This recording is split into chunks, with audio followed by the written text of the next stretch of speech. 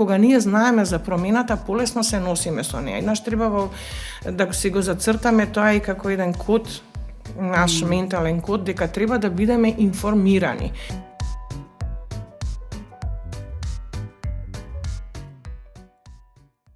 Добро ни дојдовте на првата епизода од подкастот Црвени муабети или Red Talks, како што си го нарековме ние. Овој подкаст се случува во рамки на регионален проект со партнерски организации од Косово, од Албанија, од Црна Гора и неколку од Македонија, поддржани од француските амбасади во овие земји и е со наслов Our Bodies Are Not Taboo или Нашите тела не се табу. И многу ни е драго што имаме шансата да снимиме подкаст со вкупно 5 епизоди на разни теми кои што се однесуваат на менструацијата и секако се опфаќа тука и сексуално образование, затоа што сметам дека двете работи се и такако поврзани. И многу ми е драго што заедно со Хера и со девојките од Period Movement Скопје го правиме овој подкаст и што ќе имаме супер гости да зборуваме на овие теми. А сега ќе дадам збор на Теодора да ни ја представи нашата денешна гостинка, со која што ќе разговараме на тема прва менструација, прилично важна тема, интересна, има многу што да се зборува и секако работи кои што се поврзани со овој феномен се всушност стигмата, срамот, менструалната сиромаштија и така натаму. Така што Теодора повели. Фала ти, Јана, за воводот и добро те најдовме тука во студиото.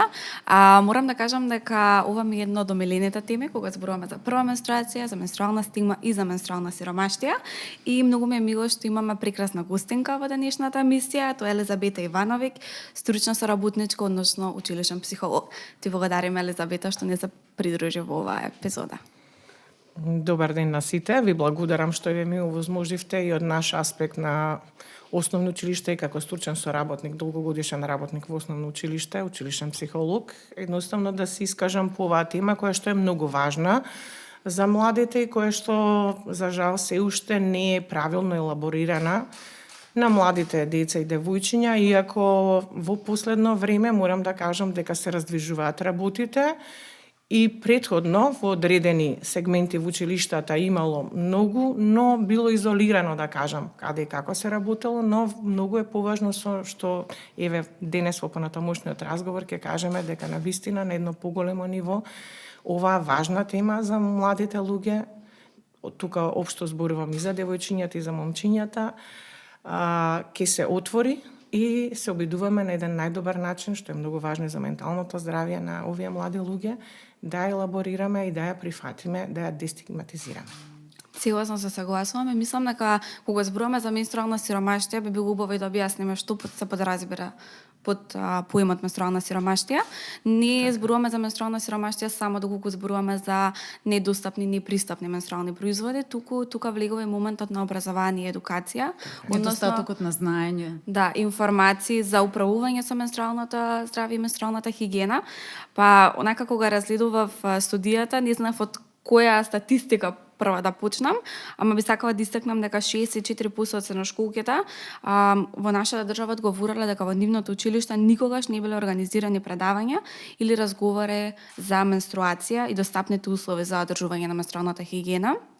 И ова се фрапантни податоци, бидејќи гледаме дека повеќе од половина од средношколки немаат пристап до овие информации. Вие напоминавте дека работите во основно училиште и ние во нашата студија не успеавме да влеземе во основните училишта, па би сакале да слушнеме кој е вашиот впечаток, дали се зборува на оваа тема, колку се зборува, дали има напредок? Јас можам да кажам од аспект на училиштата во кое што работам во општина Карпош и училиштата тука како е, бидејќи сум повеќе од 20 години во ова основно училиште вработена како стручен соработник, училишен психолог. Од самиот почеток на моето работење, нашето училиште преку Министерството за образование и преку ГЛЕИ агенцијата, постојано секоја година, еднаш годишно се организираат предавања токму на тема пубертет, но секогаш се организира за девојчињата од 6-то оделение. Оваа година првпат беа вклучени девојчињата од 5-то и 6-то оделение. Ги реализира лице од агенцијата кое што е медицинско лице и секако со согласност од родителите. Темата е многу обработена детално, значи децата следат еден час во кој што преку презентација детално им се образложува што е она што се случува во тој процес, зошто е важно да се прифати, како. Исто така е многу битно што им се образложува и како вие што го зборувате во однос на едукацијата, како после кога ќе го добијат тој период, што чувствуваат, како претходно следува сето тоа. Значи, навистина, тоа го имаме како традиција повеќе од 20 години во училиштето. Исто така, често имаме проект во училиштето одамна, ние како училиште, значи и преку Советот на родители ги ангажираме родителите во различни групи, меѓу кои се некои за раст и развој на децата, ментално здравје, работа со деца со попреченост, мултиетничко образование и разли други потреби, уредување на училиштето, каде што родителите преку своите професии активираат и во паралелките различни професии на родители кои што можат да помогнат и во едукација, во здравствена едукација, така да оваа година во декември имавме наша родителка доктор, која што организира токму предавање за пубертет и за момчиња за девојчиња од различни оделенија, од 6 до 9 оделенија, каде што имаше една богата презентација. На некои моменти кај децата можеби се чувствуваше и повлеченост и срам поради тоа што докторката отворено разговараше што се случува и кај момчињата и кај девојчињата, но на некој начин тоа е една дестигматизација на сите оние работи за кои што во нашето општество за жал се уште е срамно да се зборува, промени кои што се многу битни, а кога ние знаеме за промената, полесно се носиме со неа. Еднаш треба да си го зацртаме тоа и како еден код, наш ментален код, дека треба да бидеме информирани. Не треба да бидеме бомбардирани, но како што ние се сакаме да бидеме информирани, така и дечињата треба да ги информираме за тие промени, затоа што многу тешко се носат со тие промени. Јас често пати влегувам во училниците во 6 и им речам, како е денес, си скаравте по дома, а знаете ли зашто си скаравте? Па не знаеме, нешто така не иде. Нешто не разбираат дома, као. Добра, вие меѓу себе како иде? Па нешто, не знам зашто се скарав со друга, после се смирив, па плачев, па викам тоа е окей, нормално. Така кога им кажам, некако знаете, веќе нели ние и педагогот и јас сега имам и дефектолог, сите три вибрираме, одиме меѓу нив, често сме меѓу нив. Уште од кога прв пат ќе ни влезат во училиште, кога ќе влезат да се запознаеме, тие влегуваат преку нас во училиштата. И така некако негуваме еден таков однос и почитувачки и пријателски. Често сме меѓу нив, сакаме да сме меѓу нив и веројатно тука се должи некоја доверба кога и во овој период и прва менструација и како и ќе се случи ли психологот да го имате ли нешто. И ние секогаш имаме нешто, јас на пример имам нешто. Ајде повели, па ако е многу болно, па ќе дојде кај мене, ќе рече што да правам, па не ме разбира, мисли дека бегам од час, седи, ајде телефончето. Мамо, тато, кој да е вака и вака, окей, ќе си се регулирате со класната, да. Така да кај децата градите една доверба за некои суптилни елементи, или ќе ја речам, може ли со другарка да ја пуштам смешти, додеш, но во секој случај, нели сето тоа го регулираме со родителот.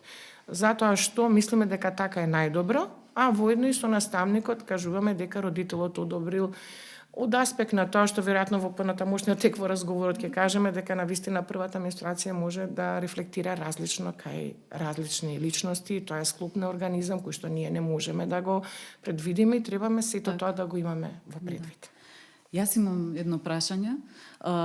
Многу е интересно што како прва менструација, нели, може да се јави во различна возраст, да речеме до сега било тоа 12 годишна возраст од прилика, меѓутоа имам случаи кога навистина 10-9 годишна возраст, а тоа е никако за мене барем многу голема разлика од 9 до 12 години. Девојчињата не се спремни, нели, да зборуваат за тоа, можеби кога имаат 12 години зборувале дали со нивните пријателки или дома со домашните, со мајка, сестра и така натаму, дури со татко еве можеби. Меѓутоа, доколку се помлади, тоа се веќе нели во основно училиште и така натаму. Како се справувате со овие случаеви? Дали постои таа стигма, дали постои тој срам, или пак некако се гледа некоја отвореност кон тоа? Знам дека работите нели во Скопје, во Карпо, што е училиште кое што да речеме е навистина се смета дека е и поинформирано и така натаму, меѓутоа во други школи, можеби кои што се наоѓаат и во други градови, мислам дека поретко имаат достапност до вакви информации. Како некако се случува сето тоа во училиштата и ви од ваши колеги, например? Дали има некои примери каде што навистина се гледа дека треба системски да се менува работата по однос на ова прашање? Искрено, морам да ви кажам, вие кажувате од ваше време, јас ако тргнам од мое време, таа границата е многу ниско симната, за жал. Сте живееле и во друг систем. Да, симната е многу пониско, како и се што е симното адолесценцијата, која порано беше во средно, па се симна во основно, пубертитот многу порано се појавува. Начинот на живот, може би храната, исхраната, растат побрзо, децата се е поврзано, нели, првиот менструален циклус со одредена тежина, со одредени други, да кажам, физиолошки и физички промени внатре во самиот организам на девојчињата. Ние веќе имавме случај на 9 годишна возраст. Токму сега брзо беше кога наставничката ми приде, вика мај полека, не се секирај, викнија мајката, ќе биде се малце потргни го девојчето, не го плаши. Значи, ако има потреба, ќе ме повикаш и мене. Тука е многу важна довербата во колективот кој што имаат наставниците, во нас како стручни соработници да ни се обратат за одредена работа и ние да сме им достапни. Значи, тука е многу важна целата организација во самиот колектив, бидејќи постојано работите со една возраст на деца која што има постојани промени. Од 6 во 9, од 9 во 12, од 12 до 14 и тоа се навистина многу битни промени на кои што се надевам дека општеството малце попрактично ќе работи, навистина е потребно да ги обучиме за тие промени, да не влегуваат исплашени, збунети, не знам што ми се случува, како и кај момчињата и кај девојчињата, зашто што и момчињата не треба да ги на друг начин да се однесуваат и што и се случува и така натаму. И не треба да се крие од И нив. не треба да се крие, затоа што се тоа нормални процеси. Тие момчиња имаат сестри, имаат мајки, имаат, нели, кои што се во тие процеси. И сметам дека тоа треба да се отвора како тема уште повеќе. Различно е во различни средини, затоа што е века и нас има некаква традиција, да кажем, вклучуваме родители.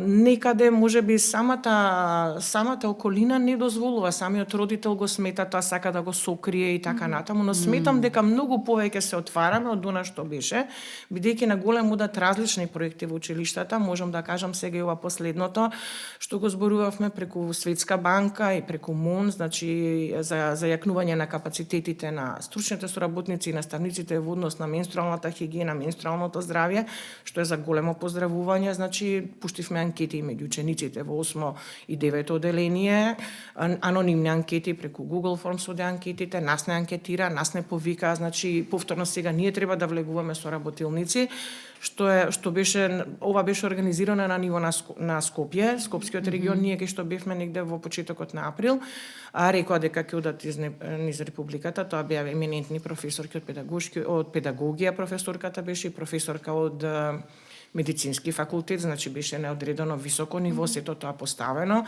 и се надевам дека до крај ќе оди, баш бев искрено многу пријатно изненадена околу тоа.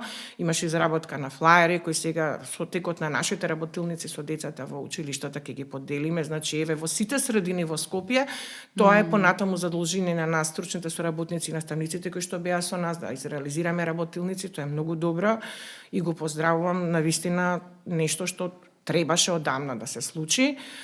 Инаку, како, еве, кажувате како што се прифаќа, најверојатно ние родителите сме тие што први може да им обрнеме внимание и како што гледаме дека се менуваат процесите кај нашите деца, да кажеме, кај девојчињата 9-10 години, добро е да ги подготвиме дека постои една таква промена, дека и кај мама има нешто такво, па дека тоа не е толку страшно, но не да го организираме тоа онака медицински или не знам што, па вака ќе биде така, ќе биде или не знам што. Не звучи страшно. Да, на едно поприфатливо ниво, полека да ги припремаме децата дека тоа се случува кај сите девојчиња, дека не е нешто само на незе што ќе се случи, дека во тој период не знам што ќе му се деси на телото, вака ќе бидеш надувана, не знам ќе бидеш нервозна или не знам така.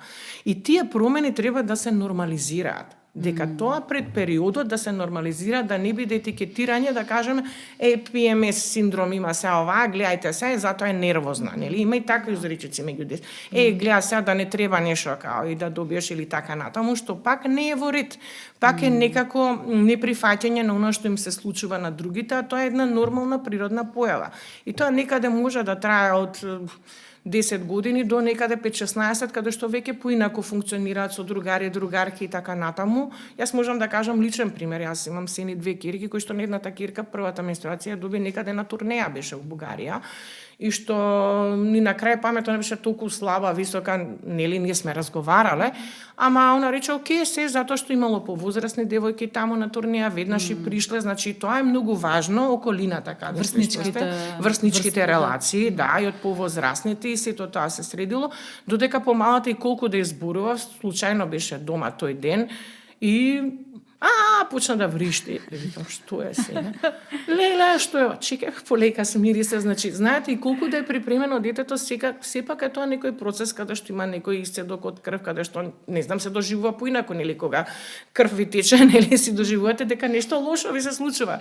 И не можете вие сето тоа наеднаш да го надминете, ви колку да сакате да го овозможите, но кога има информации полесно и ќе го смирите детето и ќе го прифати тоа и секогаш каде што оди, ќе си има со себе во ранчето, нели, една-две, нека и стојат. Сега има најразлични типови на, нели, на средства со кои што хигиенски средства, каде што може тоа да стои, тоа е најнормално. Или, знам јас керките во оние пластични, никој не знае што е тоа, так си стои во ташна и готово, нели, тие си знаат.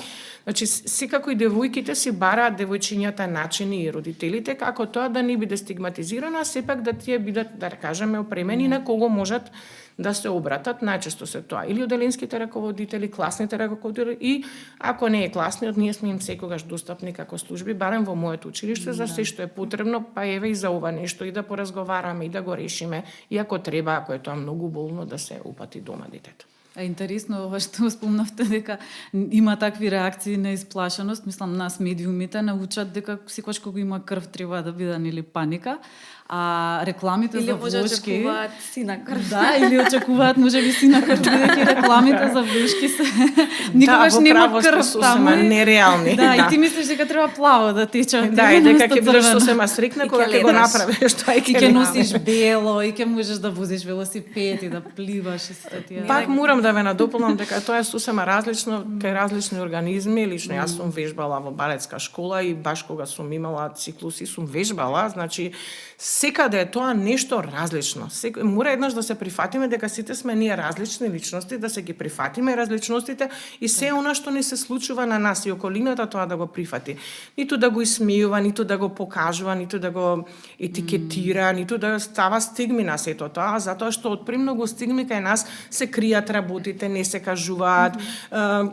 Наместо да спречиме, ние се доведуваме во ситуации да лечиме, нели? Колку превентивно да делуваме, никогаш се доведуваме во ситуации да лечиме одредени работи, а не би требало да е така, напротив.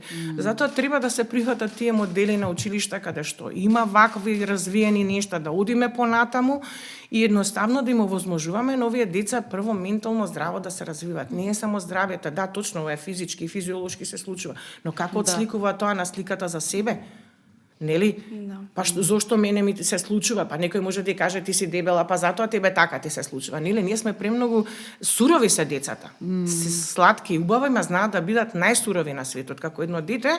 И јас секогаш им велам, слушајте, внимавајте што зборувате. Лузните што ќе ги остат зборовите, ни едно физичко туркање на колени, тоа ќе помине, ќе заборавите. Зошто од училиштето да излезете со нешто непотребно, да се сеќавате дека никој тогаш за нешто ви кажал, а тоа ви било многу тешко. Колку и да делува банално, остава некоја травма. Еден збор може да остави травма. Направите анализа и истражување во средно, ќе ви кажат некој прво деление што му направил, или у забавиште, или у градинка, што и уште го памти, и цел живот ќе го памти. Сите го имаме тоа искуство, јас. Така да, тоа е тоа. Една од првите работи што направивме со период Скопје за како да ја скршиме стигмата и да срушиме табуто што е менструација, беше во делот на споделување приказни, односно собиравме приказни од жени и девојки, девојчиња преку анонимен формулар, каде што ги прашавме за нивните искуства со прва менструација. И морам да кажам дека доста привилегирано пристапивме кон целата тема, затоа што моето лично искуство, јас очекував да добиам менструација. Кога чекаш да дојде, кога добив бев пресрекна, супер, си продолжив. И викам, сигурно на сите тоа им се случило. И кога почнавме ги собираме приказните, сега имаме собрано над 70 приказни. 70, вау, Да. супер. И почнавме да ги читаме тие приказни, тогаш онака малца свативме дека тоа не е реалност. Голем дел од девојчињата не добиваат информации. Оно што го спомна и Јана и вие е тоа дека веќе се намалува и возраста. И една од приказната која, значи секогаш ќе ја памтам, е поврзана и со црешета тука, е девојче која добива прва менструација на 9 години. За време на лето кога што јадат цреше и гледа дека има нешто црвено и вика, одика мајка ти вика, ова црешета многу што ги јадав. Мајка ја вика, не е тоа, стига ти си жена. Ти си жена, девојчето претходно не знаело што е менструација. И тие зборови ти си жена во неколку приказни се доживуваат доста травматични, особено кога си мало дете и сега ти викаат ти си жена. Во овој случај, 9 години. Ти си жена. И даваат волшки и она вика дали може да имам волшки со мечења. Не може, значи тоа не си веќе ти дете за да имаш мечења и приказната завршува сега сум голема и возрастна и се уште не ми е јасно зашто немаме волшки со мечења. Со цел едно нешто мало сладко што би го леснило на некој начин тој цел процес на транзиција за кој не била спремна. Голем дел од приказните не се спремни за менструација, не знаат што е, Се чувствуваат засрамено, уплашено, или пак збунето. го кријат и од нивните родители и студијата всушност тоа ни го покаже во бројки. Повеќе од половина средношколки одговориле дека биле збунети, 31% биле уплашени, а 14% засрамени кога добила првата менструација. И тоа се многу тажни бројки во однос на тоа што ова е првото искуство што го имаат со менструацијата и нешто што ќе си го носат понатаму во животот и нема да имаат ни можност да зборуваат на оваа тема. Доколку ти на 10, 11, 12 години се чувствуваш засрамен од првата менструација, тоа понатаму го поставува тонот за како ти ќе се усврнеш на целиот тој процес на менструирање. Така што А интересно, мислам, јас имам исто изслушано такви од блиски пријателки такви приказни каде што едната девојка во друштвото нема добиено до многу доцна, до некои 17-18 години и тогаш е нели тој обратен дел. да. Зошто сега јас што ми се случува, што и секако е основа нели за страв, што му се случува на телото и така натаму. Така што има многу приказни, јас едва чекам да ги дознам, а инаку бидејќи ти си многу скромна, јас ќе кажам дека овие 17 приказни ќе излезат во книга, која што наскоро ќе се промовира во настан во склоп на нели меѓународниот ден за менструално здравје 28 мај. Така што едва и чекам да ја прочитам. Да, тоа е навистина многу интересно и верувам дека на многу девојки и девојчиња ќе им помогне, особено ова што го кажавте жена, некои такви изрази, некои такви стигми и зборови кај рефлексијата што ја доживуваат децата кај себе е сосема спротивна од она што треба да биде, дека е природен процес и дека тоа е нешто што на секого му се случува. И дека не мора така да значи дека е тоа и дека баш од тој момент не знам што и како ќе биде и така натаму. Особено оној дел со болките каде што не им се верува, Јас значи. сега сакам тоа да признам. Алал да ви. Така да го почнавте тоа. каде што не се верува на децата дека на вистина има, јас моето прво искуство беше многу болно, иако бев на одмор, значи и постојано очекував дека ќе имав такви болки и затоа велам дека секој е различен.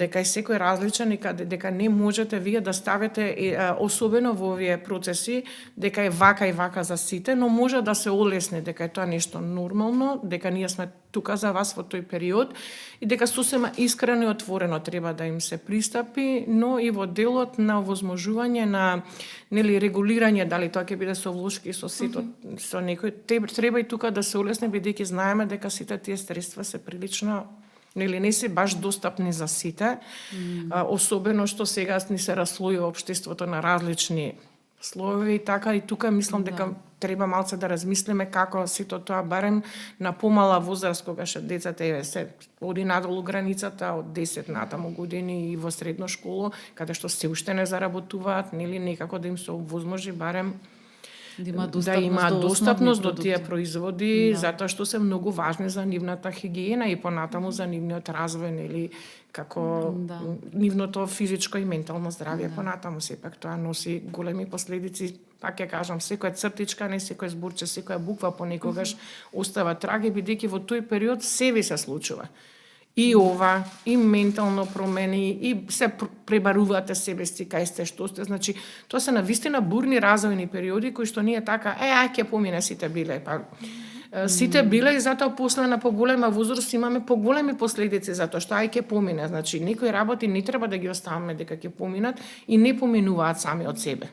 Јасно, да. При да поминеме на булката, јас сакав да спомнам дека имаше иницијативи нели да се овозможат достапни менструални продукти во средните училишта, барем на ниво на Скопје, и во рамки на Советот се изгласа буџет за 2022, потоа дупло се изгласа буџет за 2023 година за овозможување на менструални продукти во средните училишта во Скопје, меѓутоа ниту во 22 ниту во 22 тој буџет не се искористи за оваа намена, што е поразително. И средствата се пренаменија во ребаланс на буџетот и така натаму.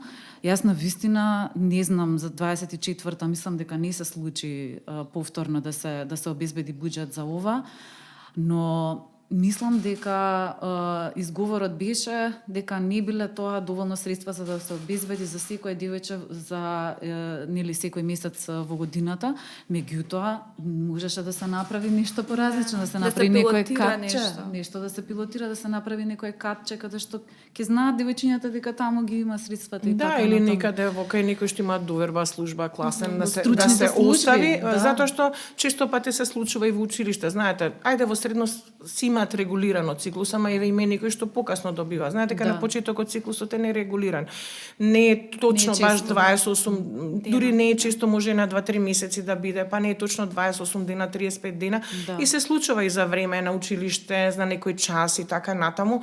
И ние треба да имаме нешто во училиштето со кој што во тој момент ќе му помогнеме на детето додека отиде до дома, па можеби има потреби да се пресоблечи и така натаму.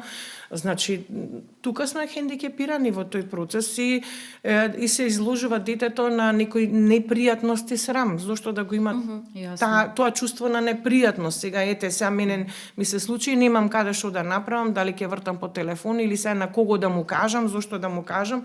Така да може да се направи, можеби не мора секој девојче да има, но може во училиштата, основните и средните, да има нешто што ќе ни обезбедат барем во тие моменти да ние им помогнеме на децата од тој аспект, нели? Сепак ова менструална сиромаштија не е баш во ред, ако веќе сакаме да се отвараме и да градиме кај нашите деца искреност, реалност, ние сме возрастните првите модели кои што треба да им овозможиме. А ние некако сакаме нешто да градиме, а не сакаме да бидеме модели. Као ние совршените градиме нешто, ама некако така, наопаку. Куќата не од темелот, него од покривот да ја правиме. Да преминеме на болката, можеби би сакала да споделам дека е сериозно тоа што властите, особено локалната власт во овој случај, не го сваќа сериозно проблемот на менструална сиромаштија. Не е нешто што не е на засега. А нашата студија покажа дека просечно во текот на 4 годишно образование средношколките губат 36 денови поради отсуство поврзани со менструација. Дали станува збор за болка, дали станува збор за обудност на крварење, дали станува збор за пристапни тоалети, имање на менструални производи. Мислам, јас ако размислам колку пати имам дадено волшка во средно на некоја другарка или некој што бара, тоа би било премногу пати за да не го сватим ова сериозно. И како тоа не е само нема влијание само на девојката или девојчето кој менструира или лицето, туку влијае и на квалитетот на образование, па натаму влијае на економијата, како што зборувавме. Една таква синџи реакција која мислам дека за жал носителите на одлуки не ја сваќаат сериозно. Да, мислам баш е поразително да не се зборува за ова и баш тоа што го спомна опременоста на тоалетите. Јас се сеќавам, ние кога сме биле во средна школа, прво вратите не се затвара. Сапун е научна фантастика, барем во моето средно училиште тогаш.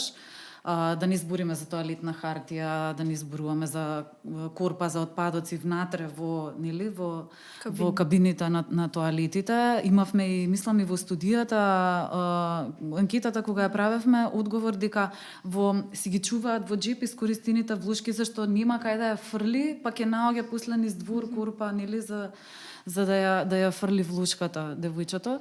Така што, мислам, интересно е како едно еден ваков феномен опфаќа толку многу Да, сегменти. Да, Сегменти од животот на младите, Да. точно. Во право сте сустема, средните училишта, кај нас имате и голем број ученици, иако морам да кажам дека и моето училиште веќе има 800 ученици, од Вау, кои тоа е се огромна 300 во предмет на настава, од кои се сигурно половината, ајде вака да не сгрешам, нега преку 150 девојчиња.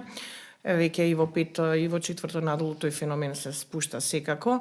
Иако морам да кажам дека и во повеќето училишта во Карпош и во сите хигиената и на високо ниво имаме тоалети, има курпи и сето тоа, но и сапун дури обезбедуваме преку одредени проекти, но сепак сметам дека и овој дел е многу битен, затоа што предизвикува срам, ако ја стави во тоалетот, ако ја фрли, па што ќе кажат другите после нејзе или некој. Знаете, во главата ви се ројат, понекогаш мисле се ќе помине некоја друга, па каже и оваа што искочи. Зошто па да ме покаже дека ја нешто се од тој момент имам што нема некој друг и како тоа ќе се разбере.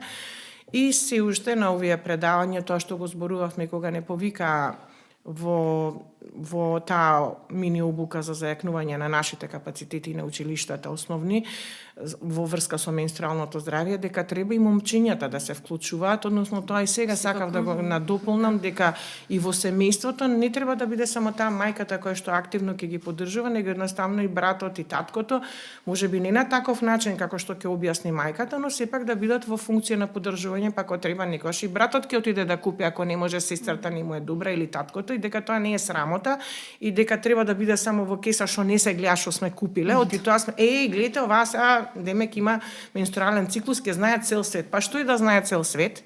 Мислам, едноставно тоа треба да го отфрлиме од главата, тоа е нешто нормално, тоа е жена, мајка, кирка, нечија сестра, која што ете во тој момент и се случува таа фаза од незиниот живот и тоа не е ништо страшно. Кај нас се нешто е као нешто има овој, као другите го немаат или не знам како, или зошто па ти сега одиш да купуваш, ти си маж, не си жена, од кај знаеш ти што треба да купиш, нели? Може да му се каже, тоа купуваш е бараш таа фирма и чао пријатно. Не е тоа некоја филозофија, нели? Мислам дека баш и не е само така, ако семејно ги разбиваме овие стигми, може да постигнеме нешто понатаму во целосклопниот како ментален склоп на сите за менталното здравје, затоа што кога тргнете од една тема веднаш се надоврзува тука мал милион теми.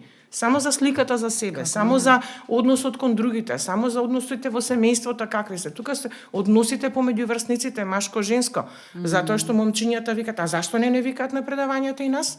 Јас прво тоа го постапив, молам зборувате во агенцијата да има предавање заедно за сите, како што одржа нашата родителки, како што сега еве зборуваме сите заедно, затоа што и тие им се врсници, тие им се другари, тие треба да знаат како да им помогнат, а не да ги гледат во чудо или овие да се срамат нешто да им кажат и дека тоа не е нешто, како што и кај момчињата има најразлични промени кои што треба да се прифатат како нормализирање во одреден период и треба да ги знаат и девојчињата, не.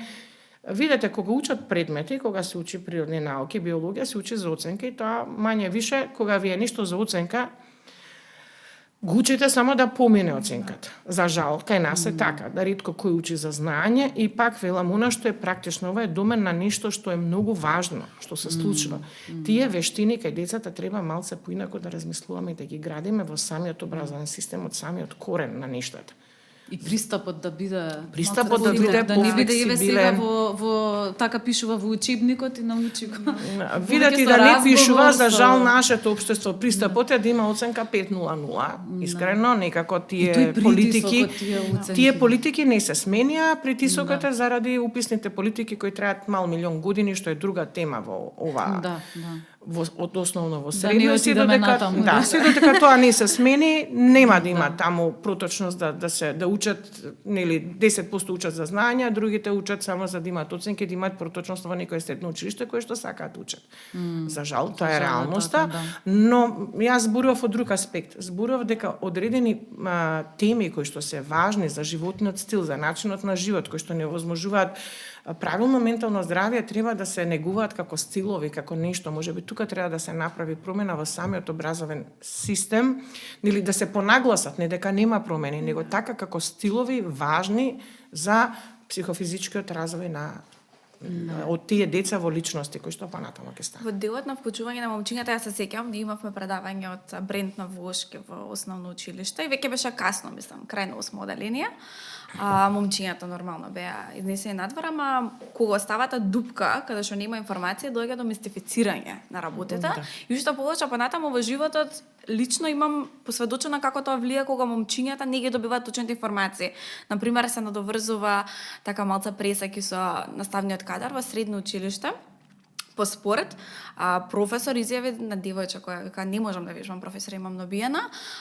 Не е точно, јас тебе ти го следам ти ја следам менструацијата, не може да имаш добиена.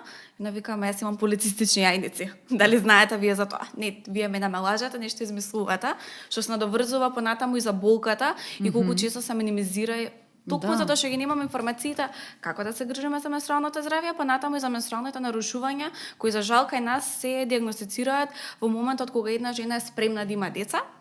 И оди на гинеколог и го прави тој муабет и тоа се мал милион приказни, каде што жени пишуваат по форуми, не знаев дека имам тоа ендометриоза, секогаш имав силни болки, мислев дека тоа е нормално, да добиеш диагноза за која ти не си свесна, па натаму и увиѓа толку во тебе.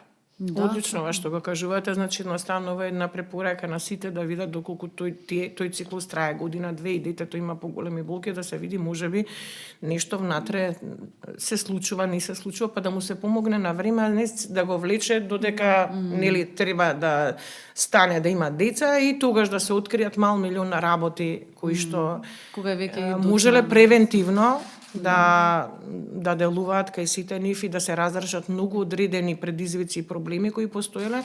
Знаете како е, кога си помлад, полесно се решаваат работите, потоа на одредена возраст многу потешко се решаваат сите нешта. Бидејќи не ни останува многу време, би требало и да покриеме нели темата за болката.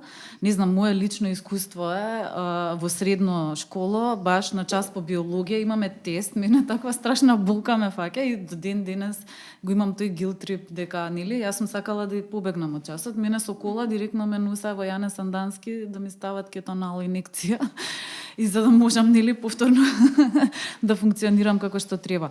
Не се сваќа болката се сваќа за ескивирање, нели, од настава.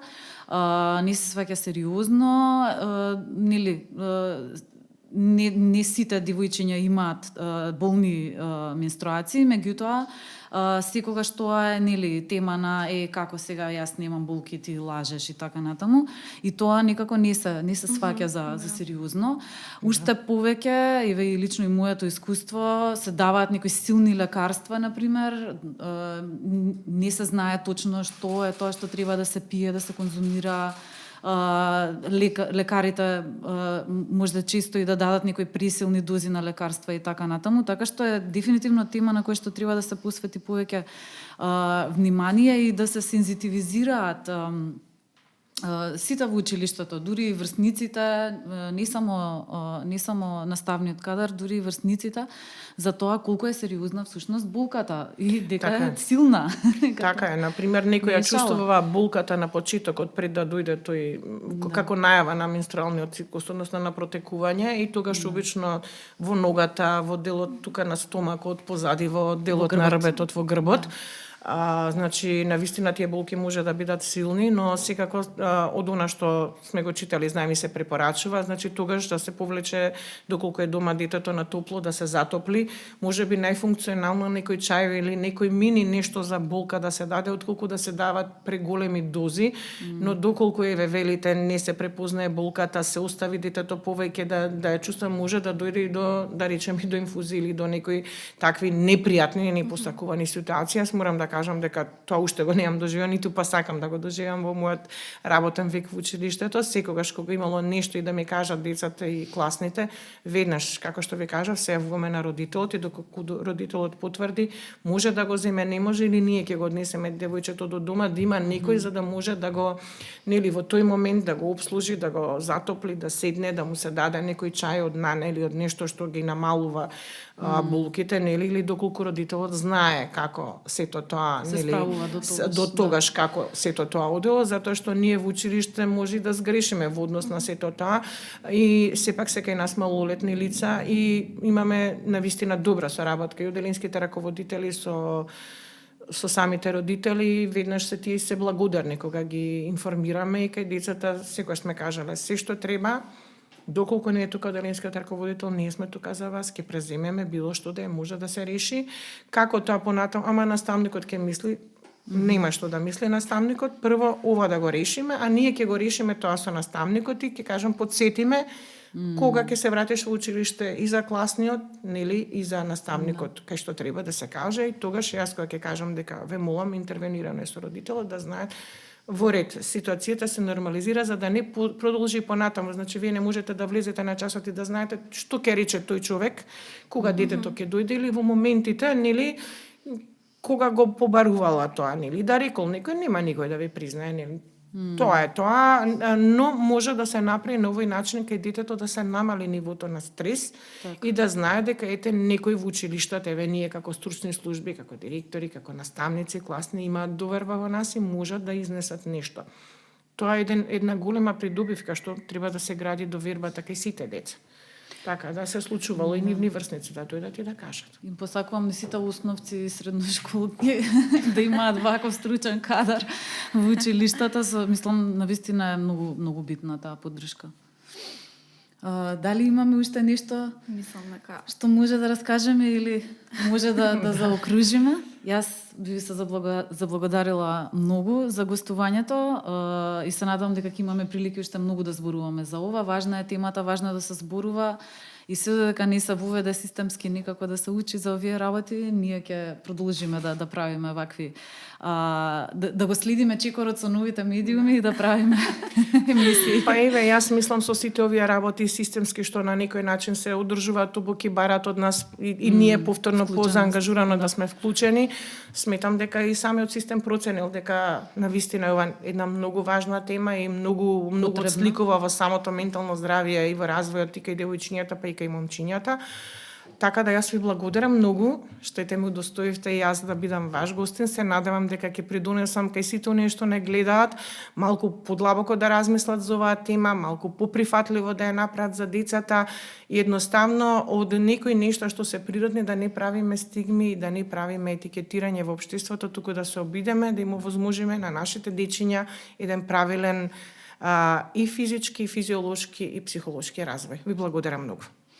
Одлично, а ние се гледаме во следната емисија на Red Talks или Црвени муабети. Поздрав!